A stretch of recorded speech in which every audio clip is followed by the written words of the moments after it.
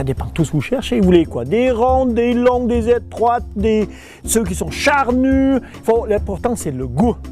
Mais on parle de quoi, Claude? Mais de tomates, Sandra. Non, mais ce qui est génial dans les tomates, vous savez une chose, c'est qu'on est revenu dans les vieilles variétés. Des variétés qui ont du goût, des variétés qui se croquent encore. Et ce qu'on voit maintenant dans le commerce aussi, dans le produit fini, c'est des variétés qui supportent le transport. Et ce qui est génial, l'amateur, on peut encore cultiver des vieilles variétés et ils ont tout compris, ça. C'est pas que la variété qui donne le goût, c'est aussi le terroir. Le terroir, le doigt vert aussi, non, ça c'est l'important, c'est vrai, c'est l'emplacement.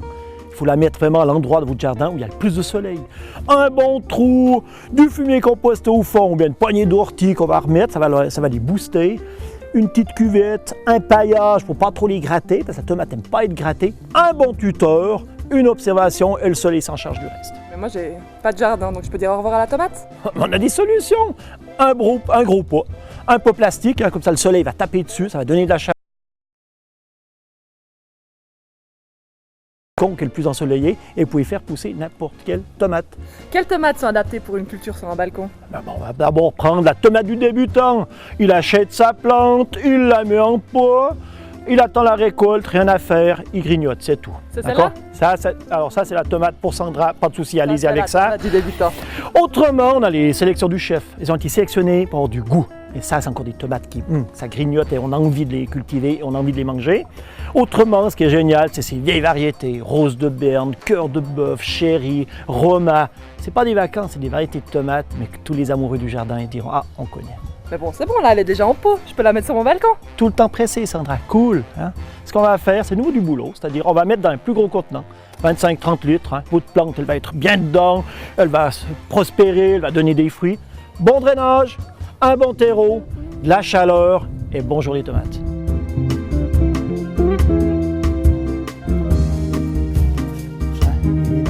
Donc pour toutes les tomates, hein, c'est bien clair, quand il y a un peu trop de racines comme ça, on pète un peu les racines.